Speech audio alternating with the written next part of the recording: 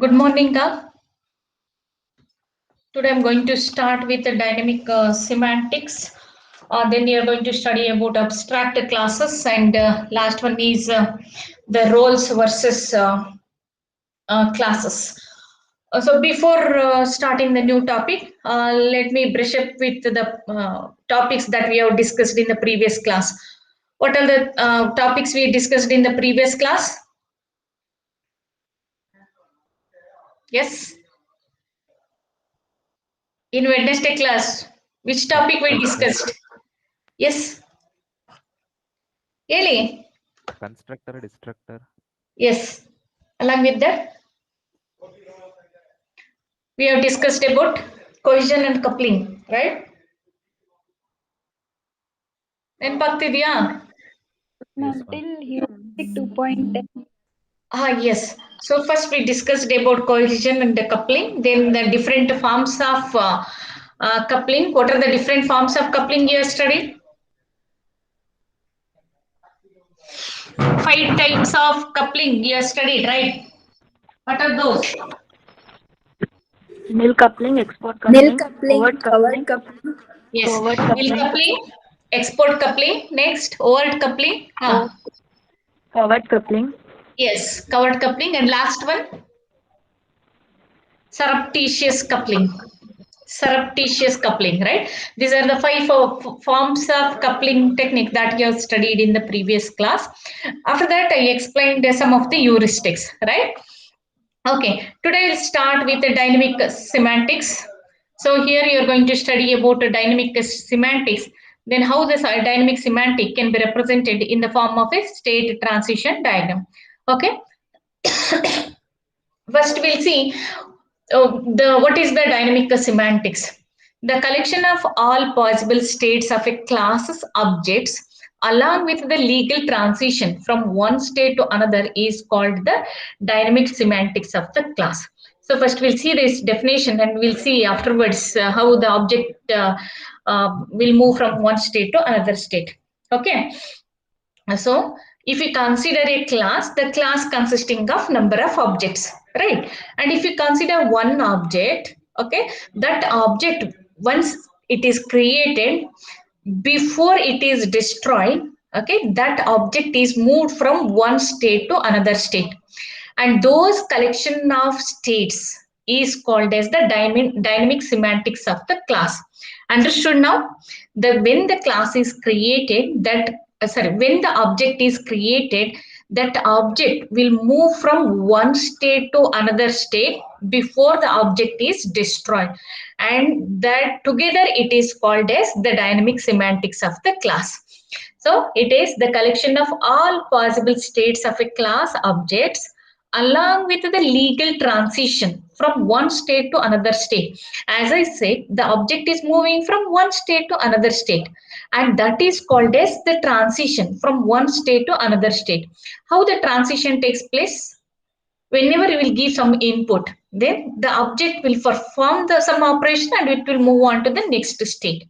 Okay, and that is called as the legal transition from one state to another state, and the together it is called as the dynamic semantics of the class.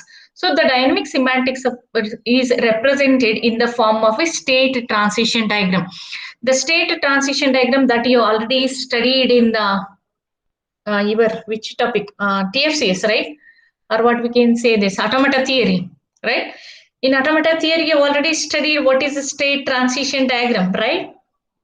So the state transition diagram consisting of different states: start state, intermediate state, and the final state, right? And each one is connected with, or each state is connected with a transition or a line from one state to another state. Remembering empathy and state transition diagram. So that, yes, that state transition diagram we are using to represent the dynamic semantics of the class. Okay, this dynamic semantics allows the object to respond differently to the same message sent at two different times in the life of the object. Suppose at a time t1, let us consider that we have sent a message to the object. Okay, at that time object responds. and at a time t2 we are sending the same message.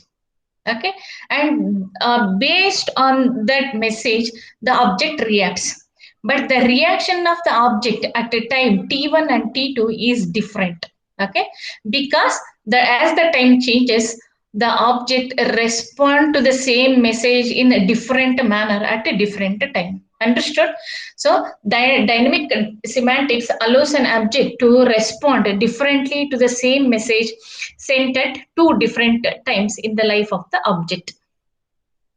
And whenever we are talking about the objects, the dynamic semantics are the integral part of the object-oriented design.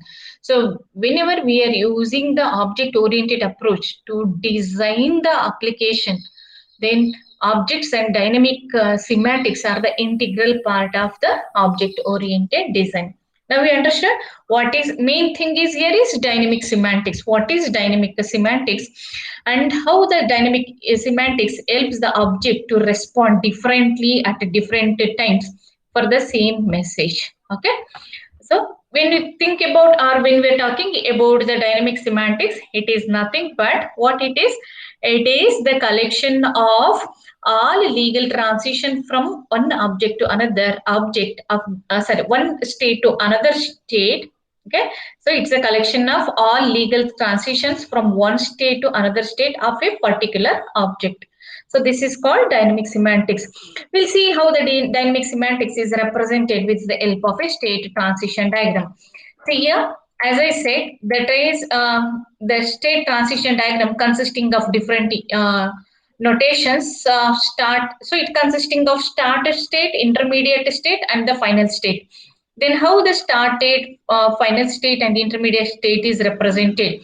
The start state is represented with a double circular, and this one is a thick circle for the final state, and this normal circle for the intermediate state. So each state is identified with the notation. If double circles are there, then it indicates it's a start state. If thick circle is there, it indicates the final state. And if the simple circular state is there or circle is there, then we say that it is a intermediate state. So whatever may be the state, we are connecting each state with this type of line, with an arrow. Okay, this arrow represents an event from one state to another state. When that event occurs, the object will move from one state to another state. So initially the object will be in the start state.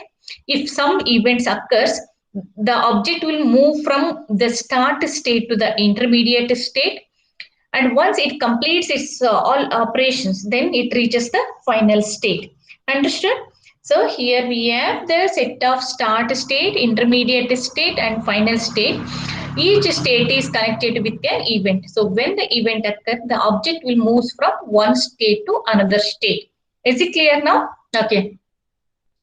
And as I said, when we are representing the dynamic semantics of an object, and these dynamic semantics of the object is documented in the form of a state transition diagram. Okay, whatever the dynamic objects of the dynamic semantics of the object, all the dynamic semantics of the object is documented or represented in the form of a state transition diagram.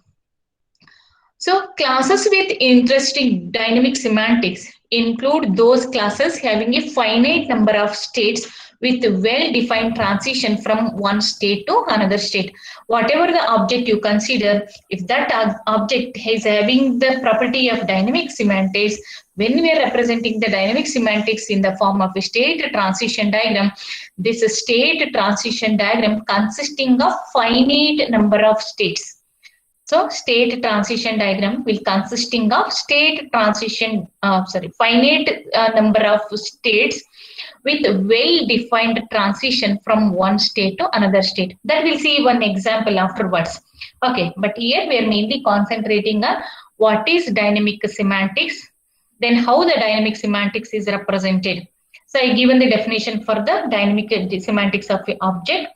Then dynamic semantics of an object is documented or represented with the help of a state transition diagram, where the state transition diagram consisting of finite number of states with well-defined transitions from one state to another state. Understood what is what dynamic semantics is and how we are representing the dynamic semantics. So we see one example for the dynamic semantics that is represented with a state transition diagram. Let us consider an example of the processes in an operating system. Here, these are the number of the state transition diagram for a process in the operating system. Okay.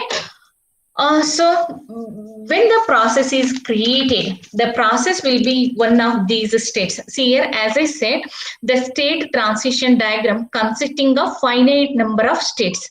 Here, the state transition diagram consisting of how many states? 5 states.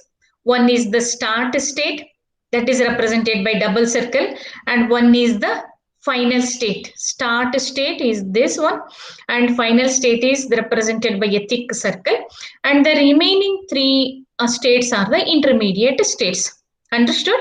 So each transition diagram consisting of a start state, end state or the final state, and the number of intermediate stages or intermediate states, and each state is represented or each state consisting of the number of transitions, right? See here, runnable state to current process, there are the transitions. Okay, so each transition is represented by a arrow with the name of the transition indicates upside the or above the arrow. Okay, the arrow represents the a transition from one state to another state. So here this arrow that is pointing to the point indicates that that is pointing towards the next state. See here, there is a runnable state to runnable process to current process, right? So there is a transition.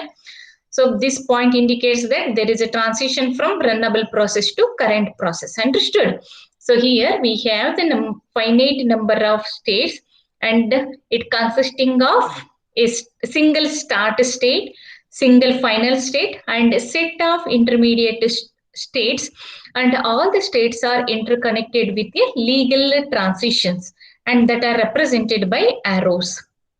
Now clear? Now we are discussing about the process in an operating system, right? When the process is created, the process will be in one of these states at a time. Okay, the process may be in a runnable process state, or the current process state, or blocked process state, or sleeping process state, or the exited process state. Understood? 5 different states are there. At a time, the process can be in any one of the state. Understood? So it is runnable process state, current process state, blocked process state, sleeping process state, and the exited process state. So we'll see that. So here the processes, then when the processes can be created, the processes can be created only in the runnable process state. Understood? The process can be created only in the runnable state. Okay, so the process can be created only in the runnable process state, and the process can be destroyed only in the exited state. So here the process can be created in the runnable process, whereas the process can be destroyed in the exited state. See here. The process can be created only in the runnable state.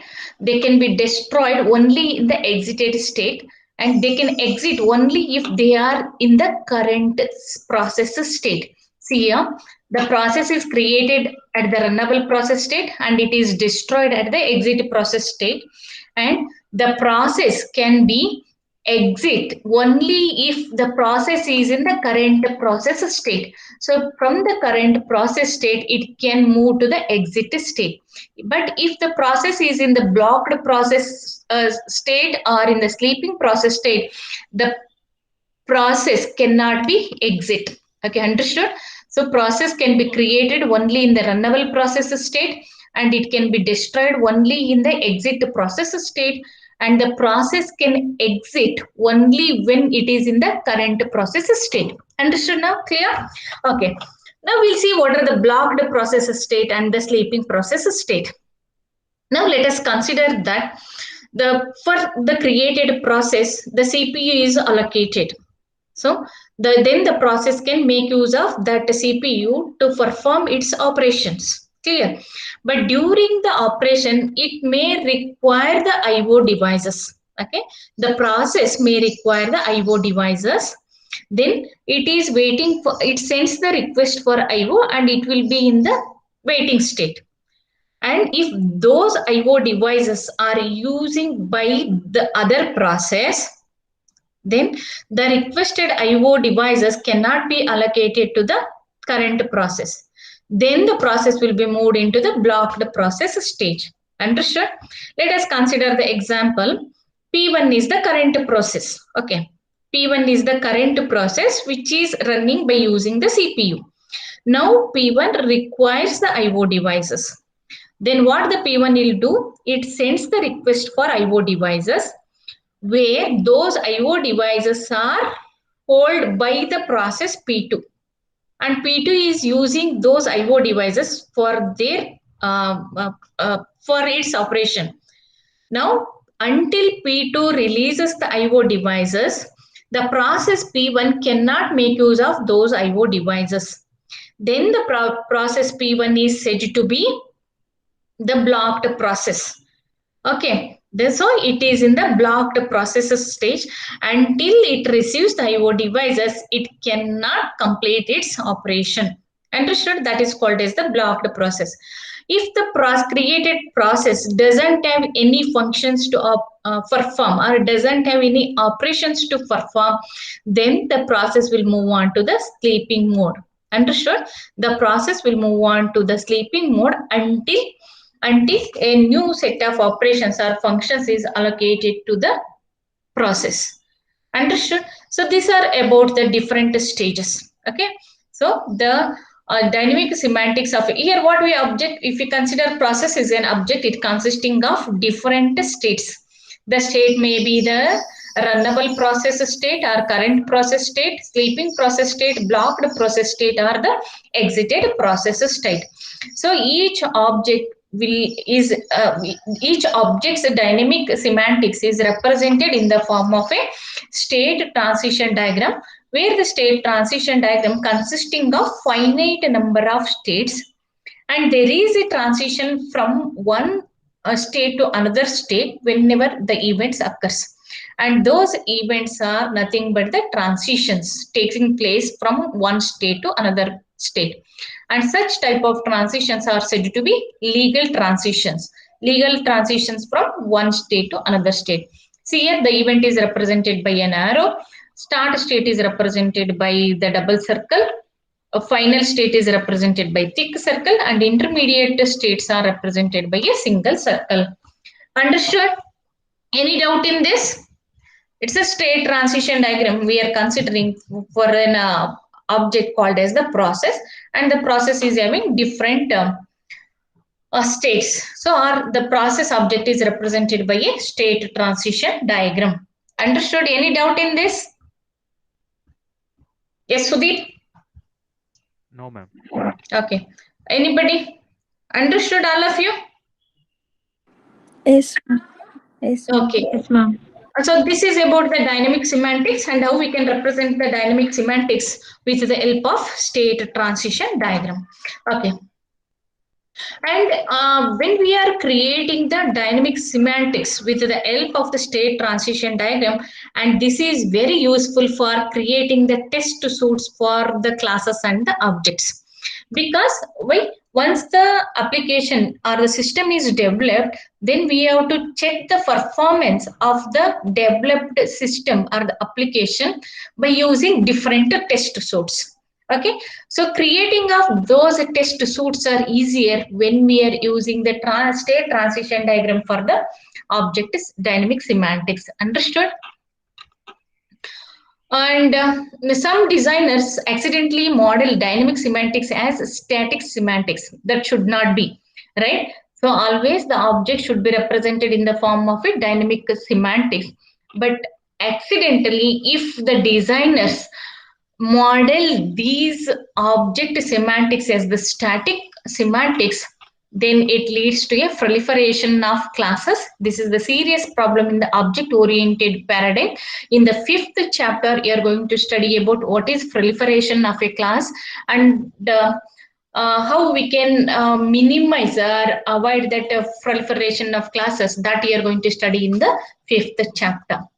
Understood about dynamic semantics? Next, we'll move on to the abstract class. Here, a very brief introduction to abstract class is given. You're not going to study in detail here. So here, first you're going to study about the definition for abstract classes. Then we'll consider one example. That's all. So what is an abstract class? Then how it differs from the concrete class. Then we'll see what is an abstract data type and the example. The definition for abstract class. Classes that do not know how to instantiate objects are called abstract classes. If you consider the example of a fruit class, okay, it may consisting of different types of fruits as an object. If the fruit class doesn't know how to instantiate the objects, then such a fruit class is called as an abstract class. Understood? Abstract class means the class that do not know how to instantiate the objects are called as the abstract classes. Then what are concrete classes? The classes that know how to instantiate objects are called concrete class.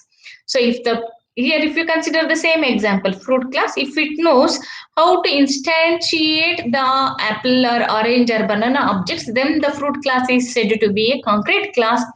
If it doesn't know how to instantiate the objects, then it is called as the abstract class. Understood the difference between abstract class and concrete class? If the class knows how to instantiate, then it is called as the concrete class. If the class doesn't know how to instantiate object, then it is called as an abstract class. Then whenever we are using the term abstract data type commonly or ADT, then it is used as a synonym for classes with no distinction between abstract and concrete classes.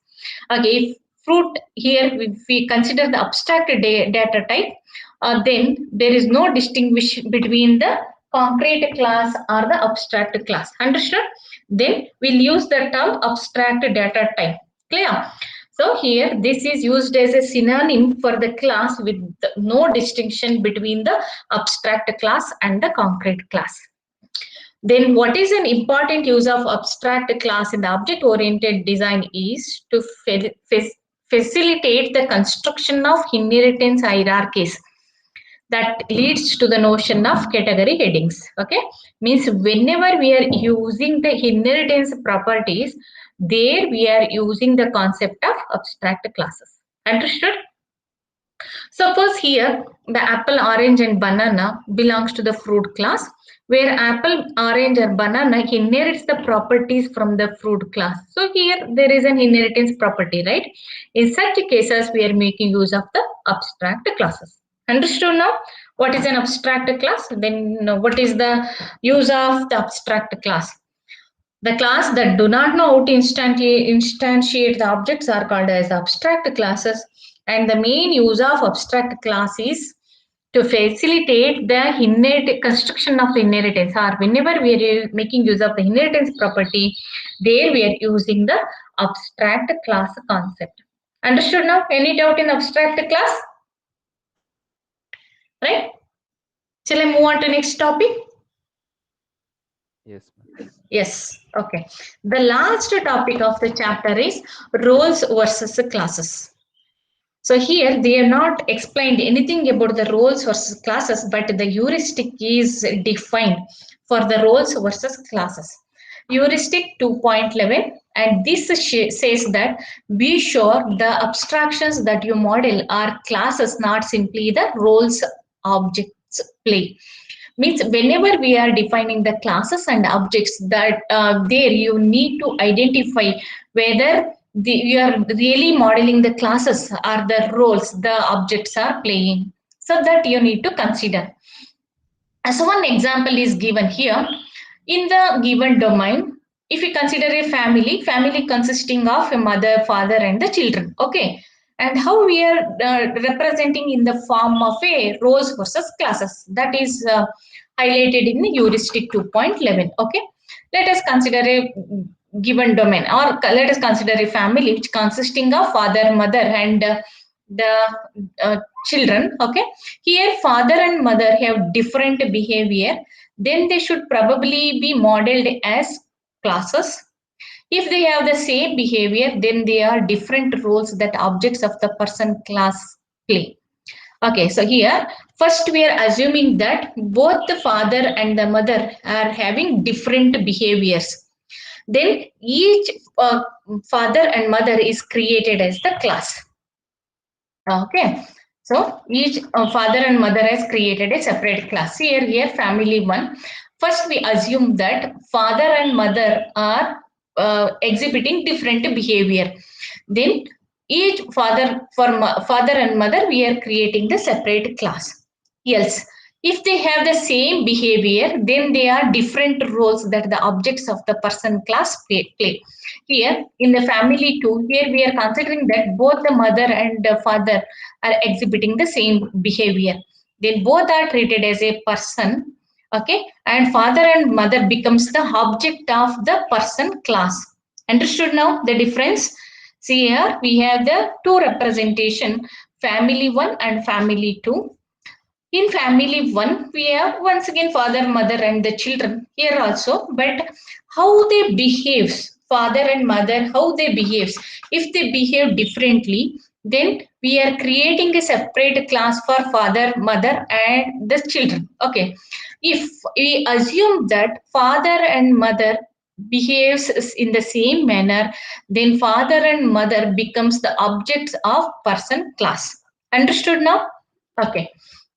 So here, the same example, we can view a family as an object of the class father, an object of the class mother, and several child objects, right? And alternate, as I explained here, we are considering as the person object called father, person object called mother, and the array of person objects called children. So here, in the first case, we are considering each one as the class, but here the father and mother becomes the object of person class. Similarly, children becomes the set of objects of person class. So here we, in the first category, we assume that each father and mother behaves differently. But if we say that both are behaving in the same manner, then both will be considered as the object of person class. So that is the case. That heuristic 2.11 is concentrating on this. Okay. So, as I said, the distinction depends on differing behavior. If they differ in behavior, then separate classes are created. If there is no difference in the behavior, then both are treated as the object of a person class. Okay, so before creating separate classes, we should be sure that the behavior is truly different, and you do not just have a situation where each role is using a subset of person functionality. Okay, so whenever we are creating the separate classes, we should be very clear that each class is behaving in a different manner. Okay, that we need to concentrate. Otherwise, what happens? And they do not just have a situation where each role is using a subset of person functionality. So that we need to identify whether each class is behaving differently or they just using a subset of person functionality. Understood? And remember that there is nothing wrong with an object using a subset of its class behavior. There is no problem in the object-oriented approach if a same object using the subset of its classes behavior. Understood? So heuristic 2.11 concentrates on identifying the class behavior or identifying the behavior, then creating the separate class or merging into the same class. So here we are considering the example of a family.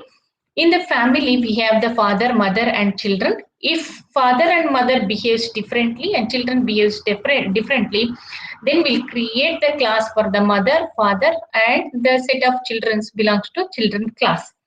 But if we assume that the mother and father behave same, then these two becomes the objects of person class. And similarly, the children becomes the set of objects of person class. Understood? Any doubt in this? Heuristic 2.11, roles versus classes. Clear? Yes, Prithvi, any doubt? No, ma'am. Okay. So this is about heuristic 2.11. And so far we have studied 11 heuristics. Heuristic 2.1, it is all data should be done within its class that belongs to the concept of classes and objects. Then users of a class must be dependent on its public interface, but a class should not be dependent on its users. Means whenever we are creating the classes and the public interface, the class must be depend on its public interface, but reverse should not be. And next one is minimize the number of messages in the protocol of a class. This belongs to the concept of messages and methods. So we need to minimize the number of messages in the protocol of a class. And fourth one is implement a minimal public interface. Implement a minimal public interface that all classes understand. And fifth one is, that is 2.5, do not put implementation details such as common code private function into the public interface of a class.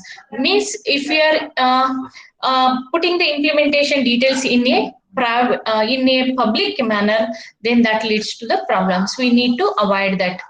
And heuristic 2.6 says that do not clutter the public interface of a class with things that users of that class are not able to use or not interested in using. This is about 2.6. Next, 2.7 says that classes should only exhibit nil or export coupling with other classes. That is, a class should only use operations in the public interface of another class or having nothing to do with that class. It means here, whenever the classes are created, we are mainly concentrating on exhibiting the nil or export coupling. Only these two. And the remaining three concentrates on the implementation details that we need to avoid it. And next, heuristic 2.8 is that a class should capture one and only one key abstraction.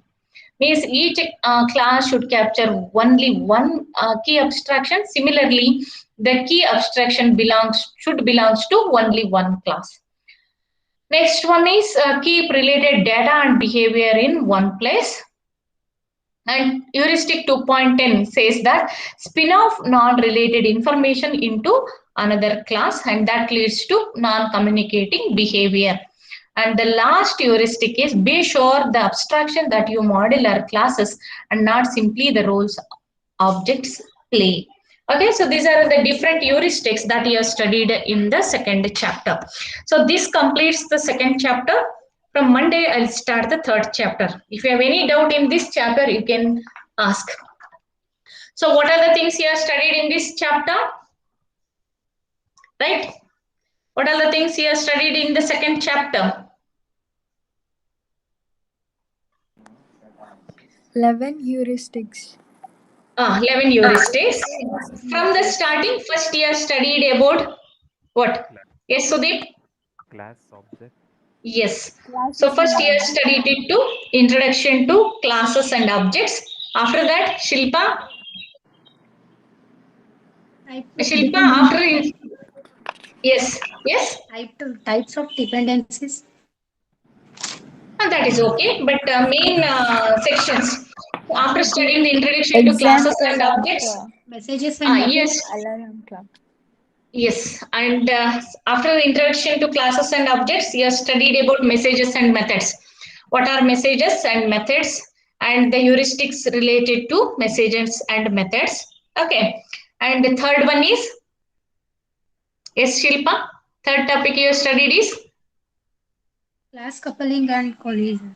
Yes, class coupling and cohesion. So you have studied what is cohesion, tight cohesion within the class, coupling between the classes, and 5 different forms of coupling techniques you have studied. And after that, you have studied the heuristics related to class coupling and cohesion. After that, Niharika, what you have studied? After class coupling and cohesion, next is today completed that. Semantics. Yes, dynamic Distributive semantics. Yes, dynamic semantics. What is dynamic semantics? And how dynamic semantics can be represented with the help of a state transition diagram. And next, you have studied the what next? Prithvi, after dynamic semantics, what you have studied?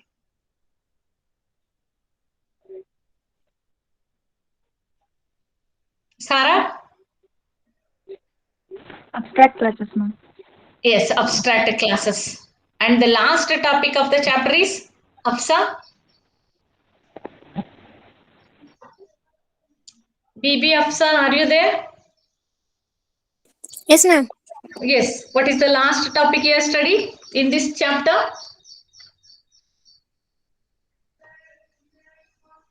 Roles versus classes, right? Roles versus classes. There you have studied heuristic 2.11, and in this chapter, total 11 heuristics you have studied. Okay, this completes the second chapter, and from Monday we'll start the third chapter. Any doubt in this chapter? You can ask. Any doubt?